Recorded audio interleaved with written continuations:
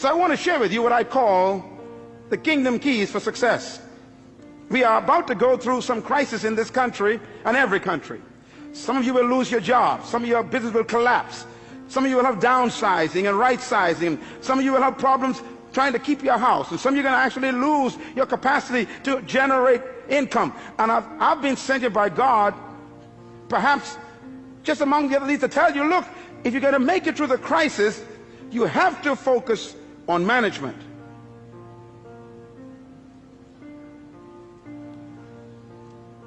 Here's God's successful key.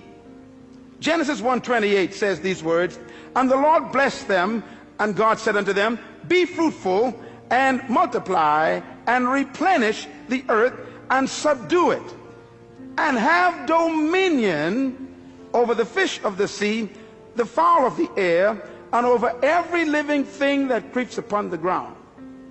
Now, listen carefully, because this is really the heart of God's mandate.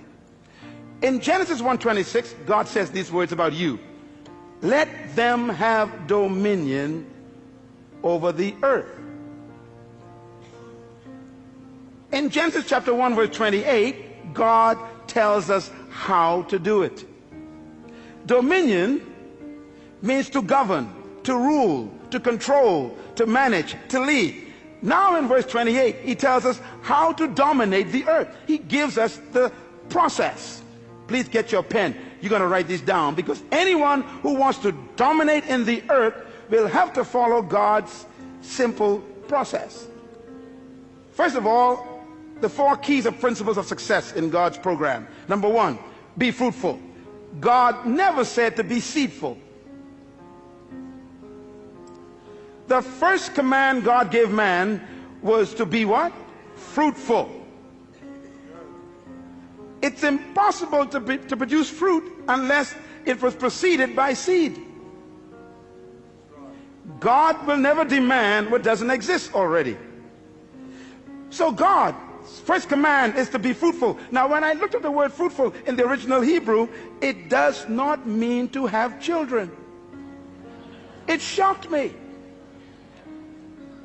For example, if having children was the essence of God's command, then Abraham didn't do a good job with just one legitimate child.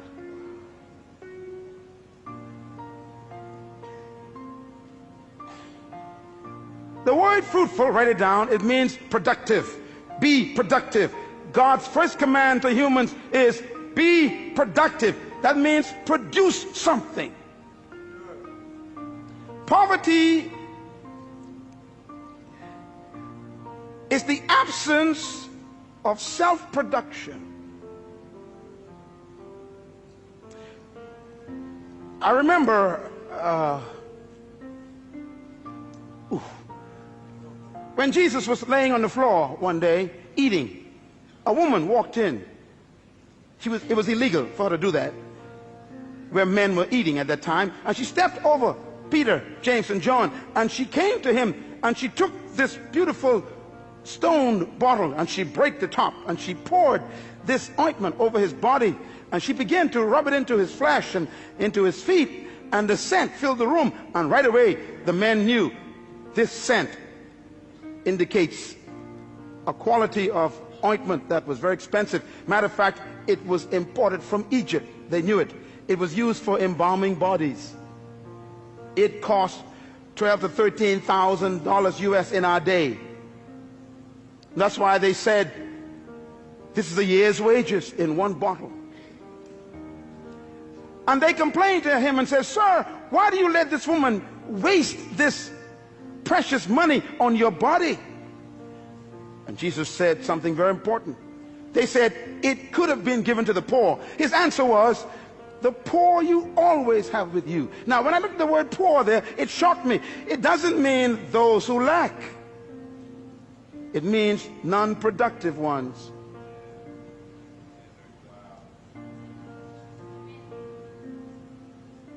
The first command of God is produce. Poverty is when you stop producing. And by the way, stay with me here. God said to Adam, be fruitful. God never gave Adam a chair or a table. He hid them in the trees.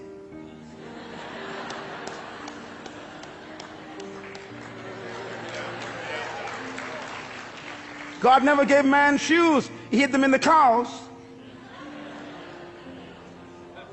God never built a building before.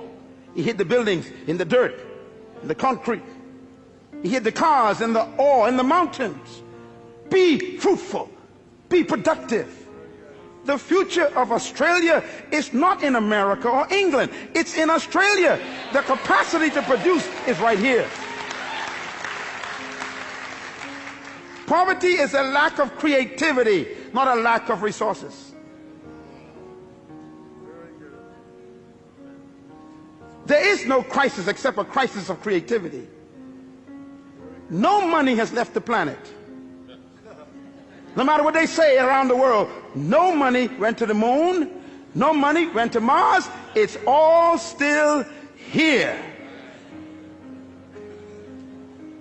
And it will be attracted to creativity, because crisis creates creativity and innovation. It is those who are productive that will attract resources.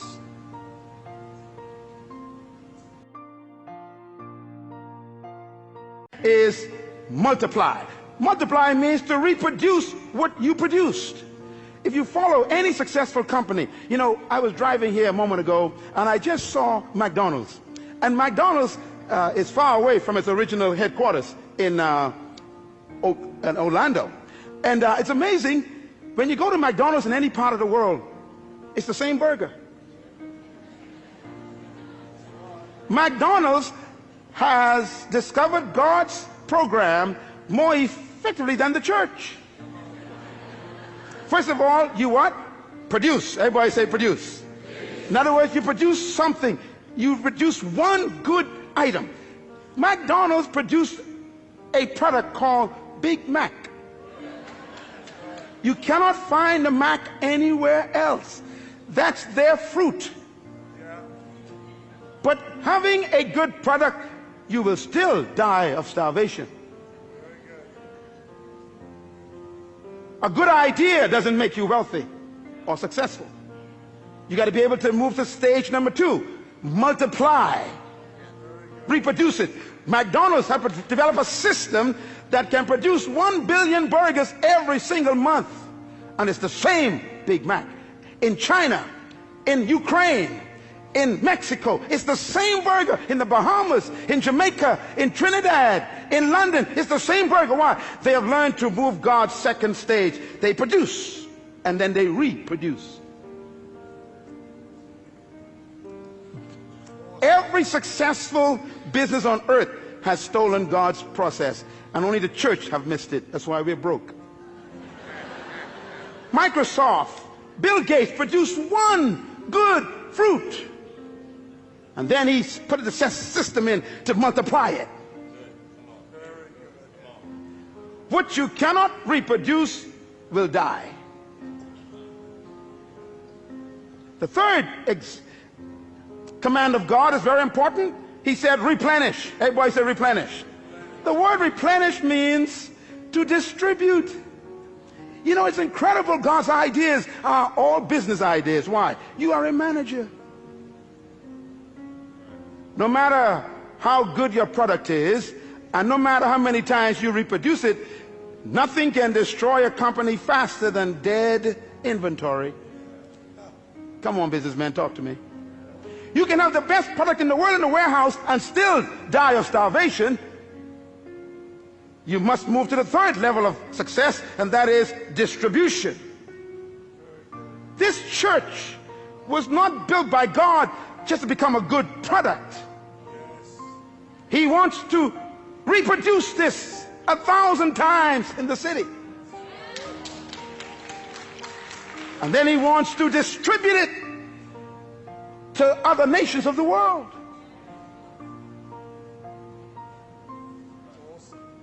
Any company, anywhere in the world, who are successful have followed God's program. The fourth level of God's success management program is, he said, subdue. Subdue means to control the market. You know, McDonald's have no interest in competition. They are after domination. Yeah. If you are in business and you don't have a plan to dominate the market, get out of the business. Bill Gates is the wealthiest man in the world today because he was the most successful human so far in our generation who successfully followed God's program. He produced a fruit, he reproduced it, and then he distributed it in every computer, and he was so successful that the entire government was threatened in the United States. He began to dominate the entire computer market. So they called him into Congress, sat him down, and said, "You can't do this. You're too successful. You can't control every computer in the world." His success made him a threat. What are you doing with your gift? That's why I'm here today. You were born with a gift. Oh, I need 2 more sessions for this. This is too important. Listen to me. Your life is a packaged seed bag.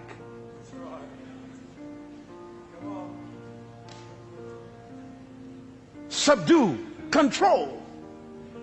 And God says if you follow these 4 principles, be fruitful, produce your gift, your product, multiply, reproduce it, replenish, distribute it, subdue, control the market, the result will be dominion. Dominion, therefore, is not a pursuit, it's a result.